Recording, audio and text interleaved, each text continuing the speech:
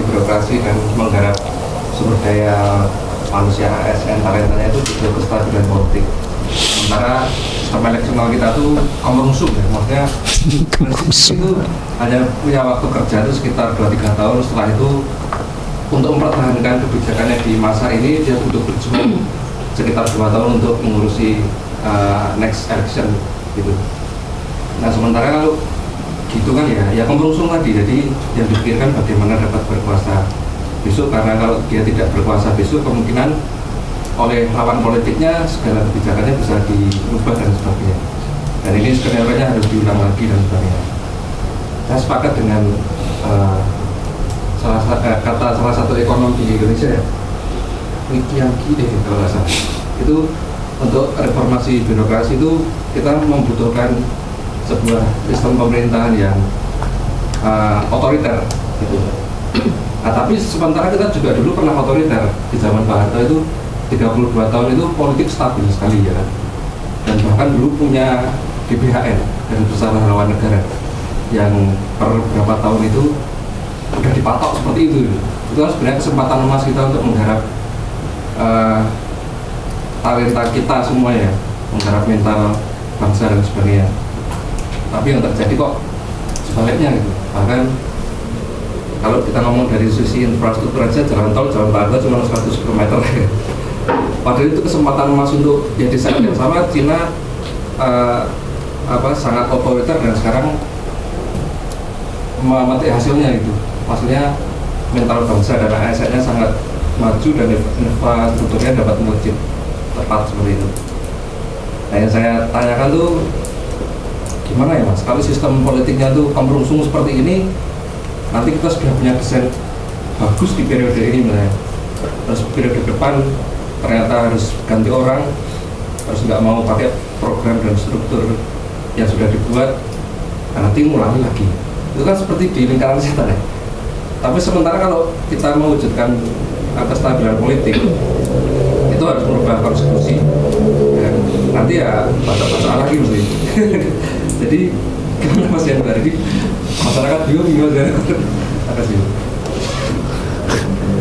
Monggo, Mbak, silakan.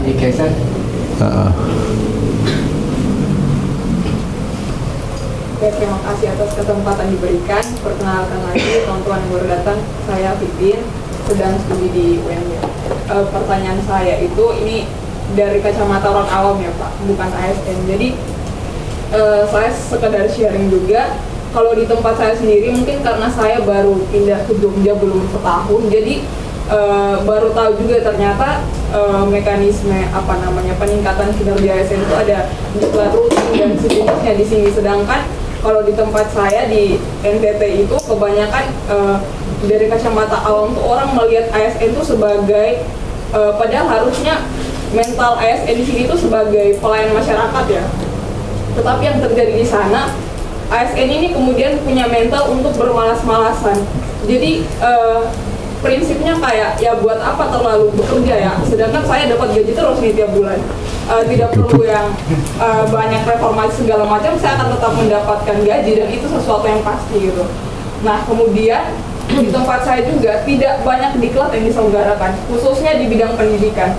Saya tahu betul bahwa guru-guru di sana tuh jarang sekali mengikuti diklat. Jadi ketika ada perubahan kurikulum, misalnya kurikulum Merdeka sekarang, bisa dihitung dengan jari berapa guru penggerak di sana dan berapa yang paham terkait dengan kurikulum Merdeka tersebut. Sedangkan kurikulum memang harus terus diperbarui agar berkembang sesuai dengan arah zaman seperti itu. Tetapi masih susah menyesuaikan diri karena tidak ada diklat yang dilakukan secara rutin seperti itu. Kemudian juga yang kedua juga di sini saya melihat juga salah satu fenomena di mana anak muda itu kemudian menjadi malas untuk masuk ke dalam sistem birokrasi seperti ini. Apalagi kalau kita lihat di sini kan ya orang akan terus belajar ya Pak. Jadi bisa jadi passionnya pun berubah. Misalnya tadi di studi sebelumnya dia ambil apa, studi selanjutnya dia ingin mengembangkan karir atau kemampuan apa, diambil bidang lain. Sedangkan kalau tidak salah di sistem perekrutan ASN itu sendiri kan ada yang namanya linearitas kan. Jadi menurut Bapak kira-kira apa yang harus diperbarui dari manajemen talent yang tadi disebutkan, apakah di bagian rekrutmennya kah, atau apa di bagian pengembangannya, sehingga masalah-masalah seperti itu dapat diatasi gitu. Mungkin itu pertanyaan saya kembalikan. Terima kasih. Terima kasih. Mbak, silakan. Saya cuma kebetulan karena ada pemantiknya, saya ingin nggak mau nanya, lebih ke berbagi pengalaman, karena saya adalah instansi pusat, tapi karena instansi vertikal, jadi saya di daerah. Jadi mungkin tadi perspektif Mbaknya bahwa kalau udah jadi ASN itu kemudian kayak malas sama segala macam kayak gitu, kalau di beberapa daerah. Tetapi yang justru kami temui sebagai ASN yang ada di daerah, meskipun instansi yang vertikal, kami itu justru kadang-kadang karena kami juga rekrutmennya pusat saat itu, kemudian kami memilih tempat di daerah, dan itu tuh memang dari saat itu menurut saya rekrutmen pada saat itu di instansi saya adalah salah satu rekrutmen yang cukup berhasil karena standarnya tinggi. Jadi rata-rata lulusannya pun juga benar-benar diseleksi seperti itu. Akhirnya, dan itu cukup banyak, ada 300 di angkatan saya saat itu, dan langsung ditempatkan di daerah. Yang sedih adalah saat itu kami direkrut dengan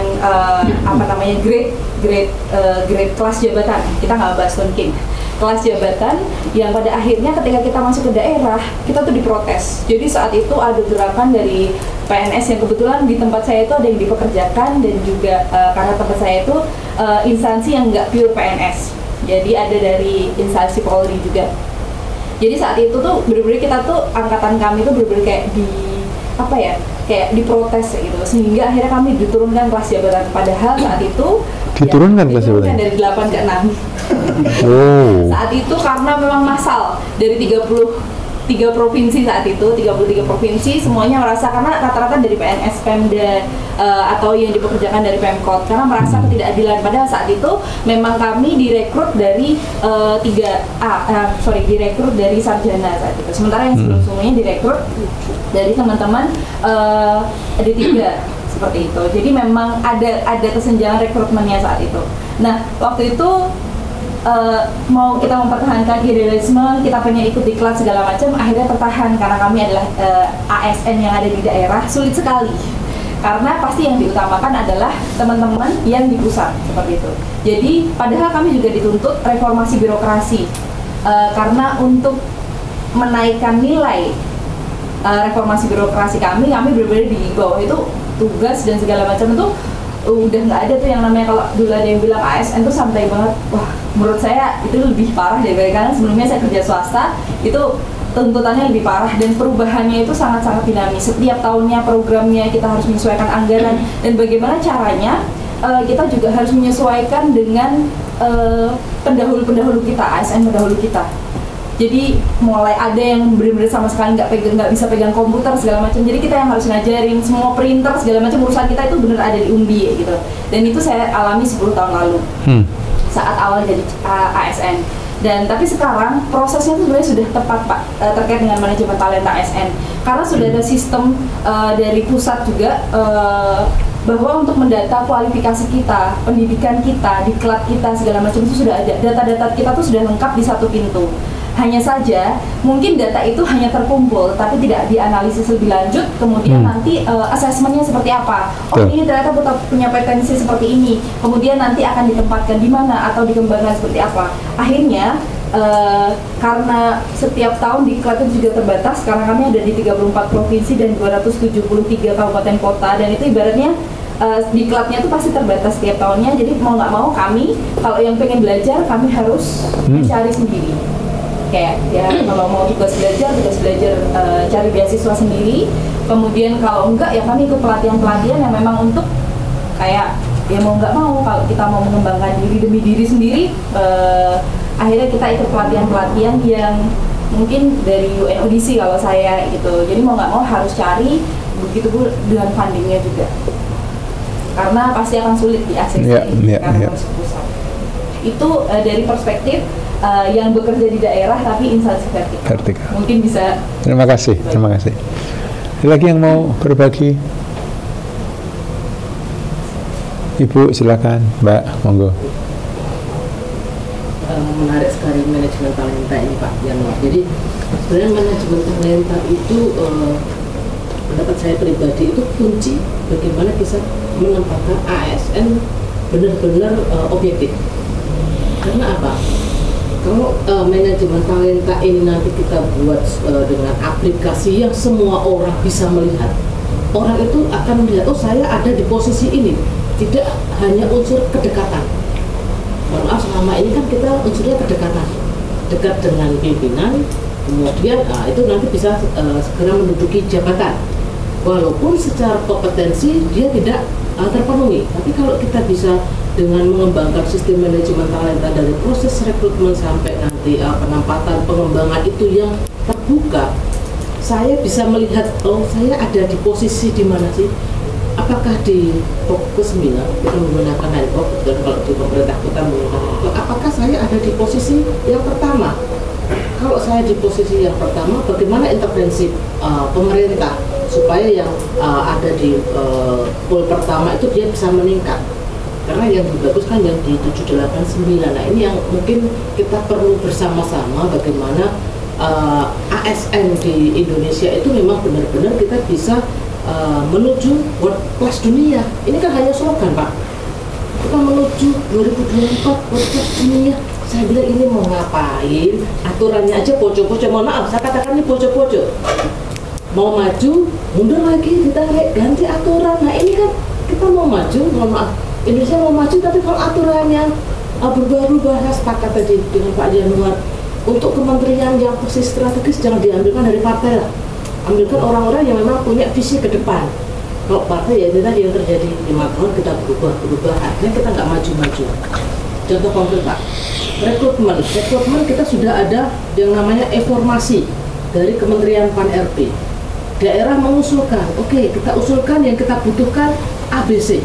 Kita mau maju, oke, tapi kalau dari pusat ego-ego sektoral antar kementerian ini tidak kita perbaiki, daerah sama aja Pak, tetap harus jauh mulut. Pasti. Walaupun kita ada keberanian mendobrak, keberanian untuk tidak mengikuti, akan tetapi ujung-ujungnya punishment-nya tidak akan diberikan DAU. Nah itu dia. Senjata dari pusat ini yang saya sendiri tidak sepakat. Kenapa sih daerah tuh mau inovasi aja susahnya minta ampun? Kita tuh katanya desentralisasi, tapi sekarang kita kembali lagi ke sentralisasi. Ini yang membuat saya juga gamang. Kebetulan disertasi saya juga tentang desentralisasi pemerintah daerah. Itu Pak Yunan, kegamangan saya selaku ASN di daerah dengan melihat carut-marutnya di Indonesia kayak gini nih, kita mau maju kemana sih? So apa yang harus kita lakukan gitu. Oke. Di dalam ilmu sosiologi itu kan selalu perdebatannya itu abadi. Yang lebih menentukan itu struktur, ya kan? Atau tindakan agensi orang, ya kan? Kalau kalian percaya bahwa yang menentukan itu struktur, maka kalian itu pengikut paham kira-kira deterministik gitu ya. Kalau kalian percaya bahwa oh yang penting itu orangnya, itu voluntaristik namanya. Nah, tentu saja ini perkembangan sosiologi ini, dan sosiologi selalu hidup dengan obsesi untuk bisa menjelaskan itu. Termasuk ini karena apa sih sebenarnya kayak gini? Kok sampai kita ada pada posisi seperti ini? Apakah memang karena sistem politik? Maka itu struktur. Atau apa karena memang ini kelakuan orang-orangnya? Maka Anda masuk dalam penjelasan voluntarism gitu ya, bahwa ini kelakuan orang-orangnya. Tapi perdebatannya panjang, dan ini bukan kuliah membahas itu. Tapi kalau kita bicara soal manajemen talenta dari ceritamu tadi, orang pusat, orang daerah tapi dari institusi vertikal, kemudian cerita tadi mengenai gimana di NTT ya melihat ASN itu begitu, nggak kerja aja digaji, itu kan seperti itu. Atau tadi komentar Mbak tadi yang menyampaikan bahwa sebentar, nanti dulu, sebenarnya dimungkinkan loh ada mekanisme semacam stick and carrot gitu ya, entah lewat insentif atau lewat kebijakan fiskal pusat dan daerah misalnya, seperti itu. Kalau saya melihat situasi ini ya, melihat gambar besar ini, 4,3 juta ASN itu bukan jumlah kecil itu. 4,3 juta betul ASN. di mana 3,9 juta PNS dan 400.000 P3K. Anda masih ingat nggak sejarah sampai PP manajemen P3K itu keluar? Itu karena dulu ada formasi honorer. Ingat nggak? Jadi sedihnya soal manusia ini, dia itu menjadi populer menjelang pemilu dan pilkada. Tapi setelah kepilih nggak diurus lagi manusia itu. Tapi menjelang pemilu dan pilkada, wah itu isinya semua janji semua itu. Saya ngurusi itu soalnya. 400.000 bidan seluruh Indonesia, beberapa ribu atau ratus datang ke istana, saya temui dan saya ditugaskan untuk ngurusi bidan honorer itu. Tapi total itu ada 1,2 juta pegawai honorer yang mesti diurusi. Anda tahu posisi partai politik menjadikan mereka PNS. Awang dijanjikan kok. Formasi itu pusat, benar? Yang mengangkat pusat, ditempatkan di daerah, benar? Iya kan? Sekarang seorang kepala daerah, calon bupati bilang, Anda ya saya jadikan guru honorer atau bidan honorer, tapi pilih saya. Nah setelah itu saya jadikan PNS. Maulah. Oh, nggak mau gimana? Jadi dia. Orang honorer itu kan masuk dia, jadikan honorer. Ditanya, kapan kayak PNS Pak? Itu presidennya nggak mengizinkan menjadi PNS. Celaka nggak itu hidup? Datang ke saya lah masalah itu. Berapa Pak? 1,2 juta. Saya harus ngurus 1,2 juta tenaga honorer itu. Itu pekerjaan saya dulu di KSP. Saya dulu membereskan itu 400.000 bidan. Lewat skema P3K, saya jadikan P3K. Oh, saya itu diangkat, saya masih ingat, saya masih punya baju itu dari bidan honorer itu kan, saya pakai piagam atau apalah namanya itu dari mereka. Mereka mengucapkan terima kasih karena saya jadi deputi mengurusi bidan honorer. Tapi baru 400.000 itu, dari 1,2 juta itu yang saya tangani. Sampai keluar PP, manajemen P3K. Grace period, 5 tahun kalau nggak salah. Pokoknya tahun 2023 ini harus jalan. 2023 ini tidak boleh lagi ada honorer. Tapi kementerian kan punya yang namanya PPNPN kan? Pegawai pemerintah non pegawai negeri. Apalagi barang itu kan? Kok sampai sekarang masih banyak? Saya di Bappenas. Saya itu membantu, saya itu ditugaskan. Yang menugaskan saya itu telepon presiden. Statusnya di Bappenas apa? PPNPN. Saya mantan deputi loh ya. Di Bappenas itu, pegawai negerinya 800. PPNP-nya 1.800.